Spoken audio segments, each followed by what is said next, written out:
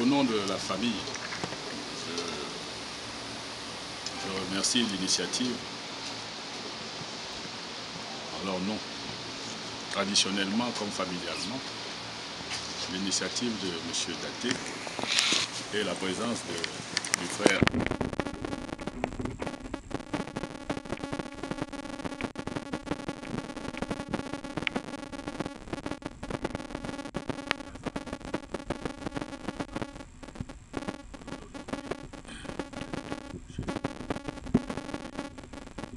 un tant soit peu avec ses pairs.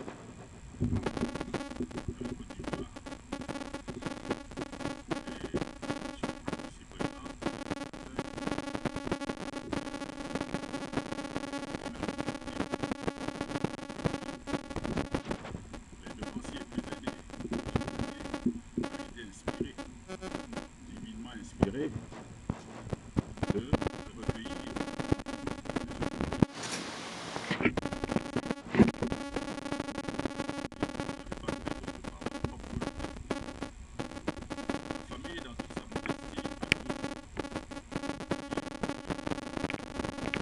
Les Ivoiriens comprennent que la politique du Houphouët-Boigny n'était pas basée sur essentiellement le développement économique.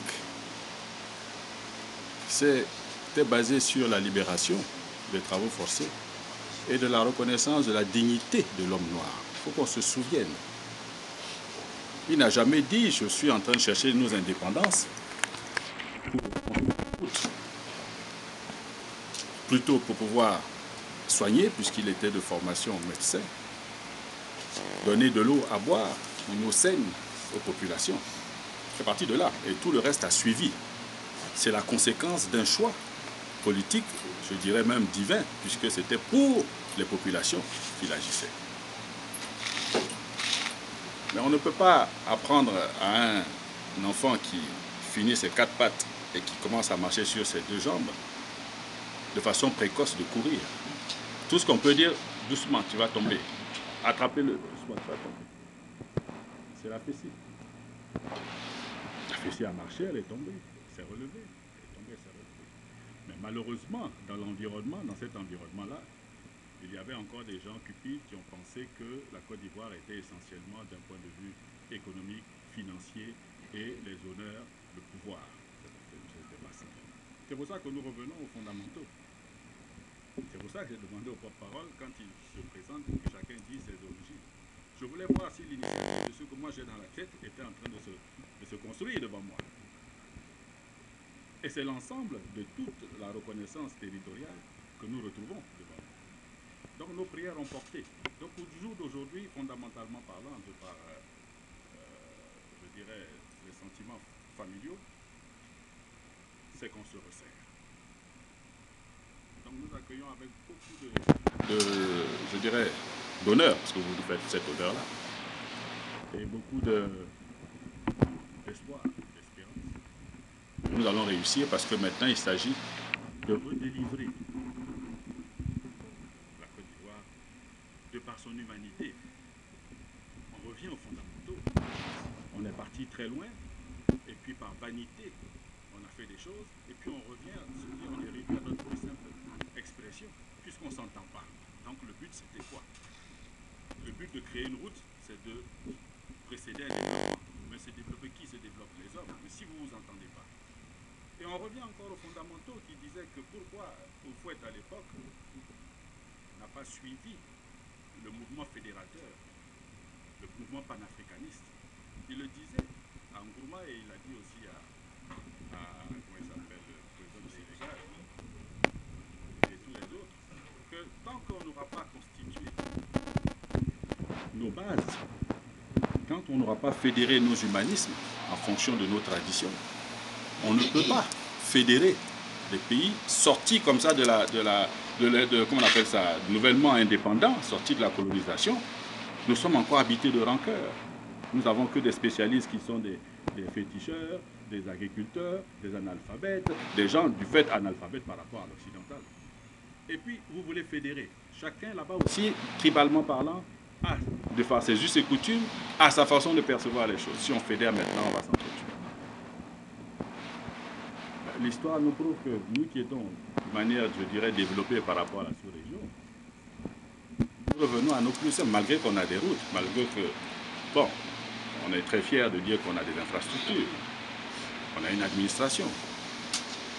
Mais elle sert à qui? Les hommes sont plus là. Les hommes, c'est au fouet. Je suis le plus gros poisson, vous vous souvenez, de nos fleuves, le capitaine, hors de l'eau, je suis rien. Voilà, on revient à ça. C'est pour ça que vraiment, la main sur le cœur, je suis très heureux de l'initiative de M. Daké et que par l'effet du Saint-Esprit, les fondateurs de la FECI, qui eux, aujourd'hui, peuvent porter la parole vraie. Voilà le signe qui est important. Jeunesse qui fait mea culpa, initiateur, peut porter la parole vraie pour dire attention, c'est vrai qu'on a fait des effets, il y a eu des conséquences, mais on peut redresser parce que par la grâce de Dieu, on est encore vivant. Et c'est en cela que la famille sera là à 100%, je dirais même 1000%, pour soutenir ces actions-là et ces actes-là, pour soutenir l'initiative. En tout cas, il y va de moi, je parle pour tout le monde, pour la matriarche ici présente, qui elle, c'est une joie parce que nous étions orphelins. On s'est dit, mais qu'est-ce qui s'est passé? On parle de la Côte d'Ivoire, mais où sont les Ivoiriens? Ils sont où? Et ça devrait nous interpeller. On est complètement clairsemé et disséminé sur le territoire et ailleurs, pour X raisons. Mais nous n'avons plus d'unité. Nous n'avons plus d'unité, parce que il est passé par là la vanité, l'envie, l'orgueil et tous ces mots de société qui nous ont pourri un peu la vie. Mais comme on dit, et je le dis toujours, vous n'avez pas fauté fondamentalement. Personne n'a rien fait à vous fouet-poignet. Personne.